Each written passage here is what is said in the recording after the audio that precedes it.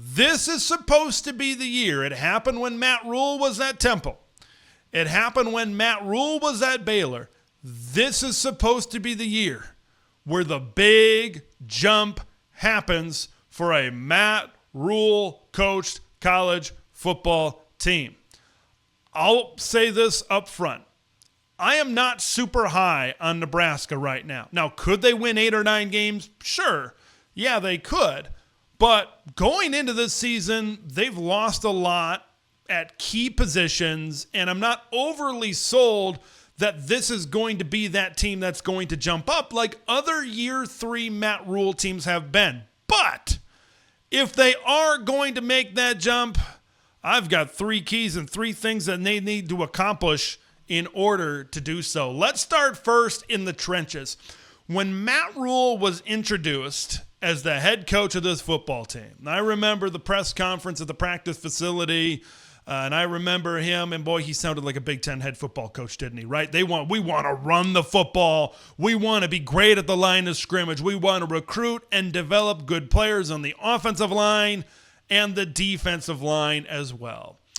The O-line and the D-line cannot be liabilities for Nebraska this season. Let's start first in talking about the offensive line because there's a potential that both of them could be liabilities, but for different reasons.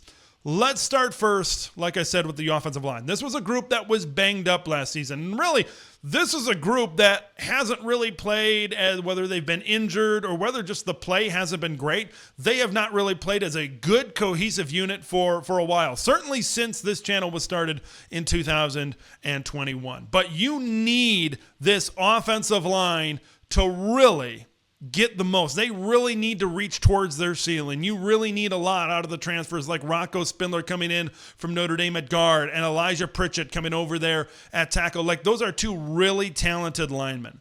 And there's certainly other players that are going to be plugged in. You know, what is going to be the status of Turner Corcoran and Teddy Parachka, like guys that have started games over there at tackle for Nebraska, certainly in the past. Because if you want to get, and we'll get to Dylan Raiola here in just a little bit, but if you want to get the most out of Dylan Raiola, if you want to get the most out of this run game, which is Emmett Johnson, who I really, really like in the backfield, you need this offensive line to at the very least be like a solid to a good offensive line, because I think the development of Dylan Raiola, you brought in and you spent money to get a guy like Dylan Raiola so you could raise the ceiling at Nebraska.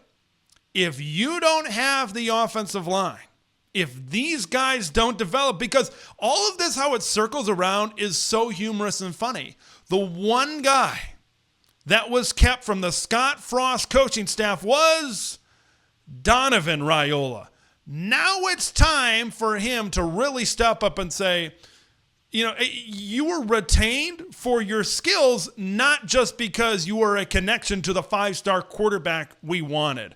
So they got to really step up and have a good offensive line, because there were times last season, like I said, they were banged up, they were injured, and I get that, but there were times last year where it did not go well, and Dylan Raiola was getting hit certainly a good amount as well. Now, it's different for the defensive line because almost everybody is gone. Like, you knew you were going to lose Ty Robinson and Ash Hutmaker running out of eligibility. But some of the transfers that left, like the James Williams of the world and the Jamari Butlers of the world, all of a sudden you look at that defensive line room and there's not a lot coming back.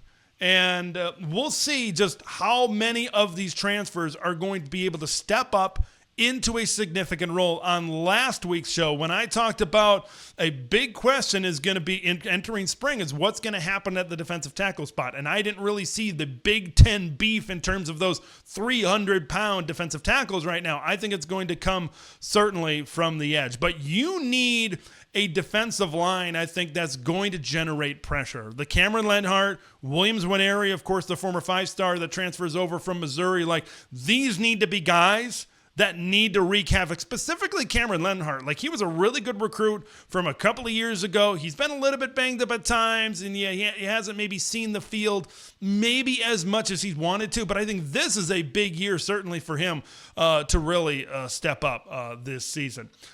Dana Holgorsen and Dylan Raiola.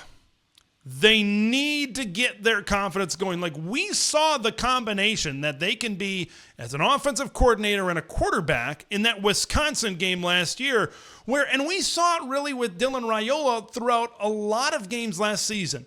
When he is protected, that's why I started with the offensive line, when he is protected and playing with confidence, he is a really good quarterback. But just like any true freshman quarterback, playing in the Big Ten, you're going to have some peaks, and you're certainly going to have some valleys as well. Confidence, that's going to be the thing. You need to get started off in this non-conference schedule humming, going down the field. Against Cincinnati, that game in Arrowhead Stadium, Akron, and HCU. This is when we want to see Dylan Rhule take that big step up that I think a lot of people expect him to make as a sophomore. Because now you've had a winter, 15 spring practices, and a fall camp with an offensive coordinator that Matt Rhule in Nebraska is very invested in Dana Holgorsen. I think we're going to find out a lot. Even though these opponents certainly aren't the greatest in the world, I think we're going to find out a lot about where the combination of Dylan Rhule and Dana Holgorsen is fairly early into the season. And if this team wants to take that step up, maybe pull an upset, and then, of course, continue to win the games that they should win, Dylan Rhule has to play at that top level. For Dylan Rhule to play at that top level, the offensive line needs to protect him, which, of course, was my first point as well. Now, I've mentioned throughout this specific segment how much is gone and how much may be transferred out of this Nebraska program, but you need to be able to lean on a group that is experienced. And the one area and the one group and the one position room that is very experienced right now is the secondary. And I think you need, for Nebraska to really make that jump up in 2025, you need to be able to lean on the secondary to make plays. They lose Isaac Gifford and Tommy Hill, but basically return everybody else. I'm talking Marcus Buford. I'm talking Sayer Wright, who I think is going to be really, really good this year. Malcolm Hartzog, Deshaun Singleton, and others on that defense. Because you look at the linebacker position, they're losing a good amount of players there. I talked about the defensive line as well back there as well. They need to be able to trust somebody. And I think trusting an experienced group like the secondary is exactly what you want, especially in a new defense with John Butler there as the defensive coordinator.